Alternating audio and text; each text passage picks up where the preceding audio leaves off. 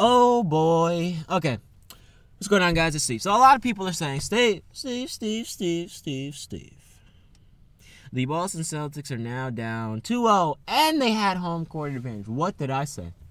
What did I say from the get-go? Now, keep in mind, I was the first person to say this, okay? Besides Chicago fans. I was the first person that has any type of following on the internet to say this.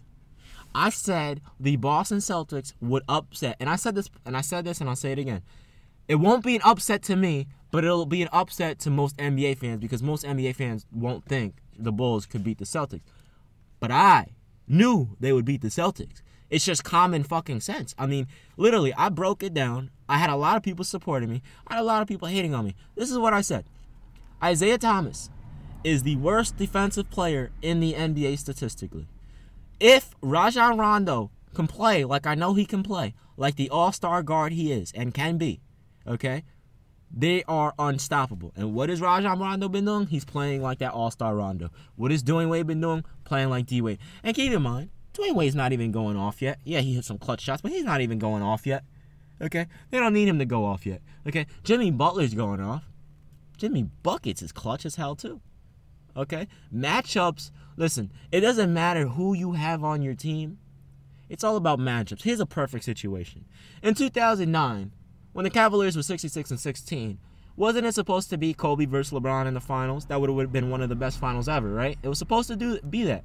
But what happened? LeBron faced a team that his team could not match up with. He had no one on his team that could stop Dwight Howard, and this is prime Howard, averaging 22 points per game and like 13 rebounds per game, 4 blocks, and just crazy 50%, 60% from the field, crazy numbers.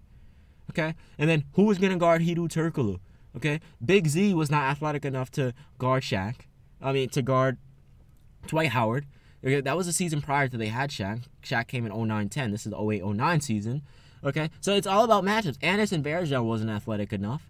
They had no one. This is before they had Anton Jameson as well. They had no one to guard him. They had a whole bunch of guards and forwards and a few big men. They had no one to guard Hedo Turkoglu, Rashard Lewis, or Dwight Howard. Rashard Lewis could play the 3, 4, and 3 and 4 spot. He could shoot the basketball like no one else. He, at one point in time, had the biggest contract in NBA history.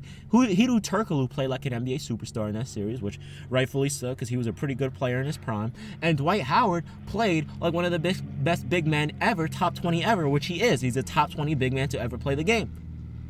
Okay? So it's all about matchups. It's all about matchups. Were the Cavaliers a better team? Hell yeah. 66-16. I mean, come on. With the best player in the world, arguably, who, if you want to give it to either Wade, Kobe, or Melo at that time, but arguably, or Dirk at that time, or Tim Duncan, excuse me, at that time, or Steve Nash, excuse me, you know? So, even Chris Bosh, anyway, I keep getting sidetracked, you know? So, it's all about matchups. It was so easy to see that the Chicago Bulls just destroy the Celtics in terms of matches. You know who else is going to upset?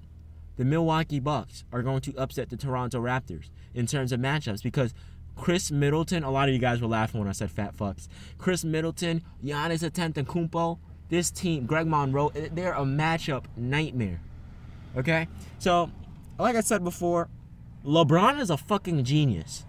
LeBron knows what he's doing.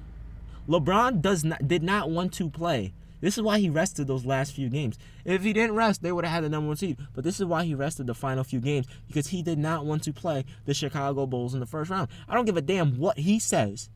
That's factual evidence. He did not want to play the Chicago Bulls in the first round. So, they went to the 2nd seed. LeBron is a genius. While going to the 2nd seed and not playing the Chicago Bulls, he can eliminate the Boston Celtics. So he's literally a fucking genius. I mean, honestly, he's a fucking genius.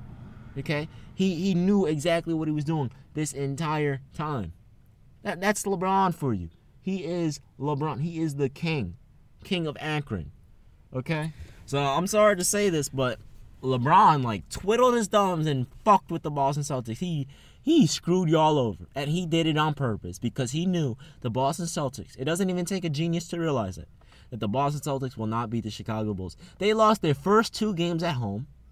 They're about to go down 3-1. The reason why I say that is because I think Boston will win 1 game in Chicago. Okay, they'll be down 3-1. Then for Game 5, when they return to Boston, Bye, bye, bye, ignoring your calls now. I'm trying to count this money from wall to wall now. Broke boy, they want me to fall down. Rest in peace, speaker knockers, SK.